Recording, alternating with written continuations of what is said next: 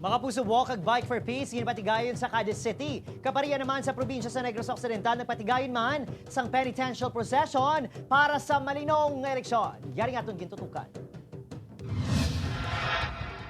Pito kadlaw na lang antes ang national kag local elections. Sa nagahilapit nga sambuwa sa mga kandidato nga magapungko bilang bago nga lideres ang pungsod, padayon ang panawagan sang mga nakalain-lain nga grupo para sa patas, matinlo, kag labaw sa tanan, malino nga piniliay. Sa Cadiz City, ginpangunahan sa Cadiz City Police Station ang isa ka Walk for Peace. Kabahin man sang lihok ang mga advocacy support groups nga nagakampanya para sa malino nga eleksyon.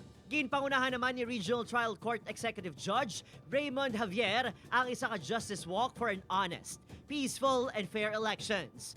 Nagpasakop sa advokasya ang mga empleyado kag abogado sa Hall of Justice, kaupod ang mga tiglawas sang Integrated Bar of the Philippines, Supreme Court, kag Department of Justice. Kahapon, isa man ka Bike for Peace ang gintibong sa Bacolod City Police, agon ipanawagan ng suporta sang publiko sa kapulisan sa pagpaluntad sang kalinong subo nga piniliay. Inigipakita nga ang sila mismo or ang BCPO kag ang Force Multipliers nag-aktibo nga sigurado ang katawhay kag kalinong sa siyudad sang Bacolod kag kilanglan ang mga support mismo sang community.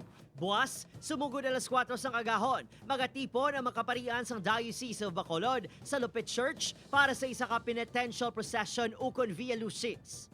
Lukduhon man sa kaparian ang isa ka krus nga magasimbolo sang ila pagpenitensya, agon ipalabot ang pangamuyo para sa malinong kag patas ng eleksyon. Halin lupit, bagapondo sa Stations of the Cross ang clergy, tubto makalabot sa San Sebastian Cathedral.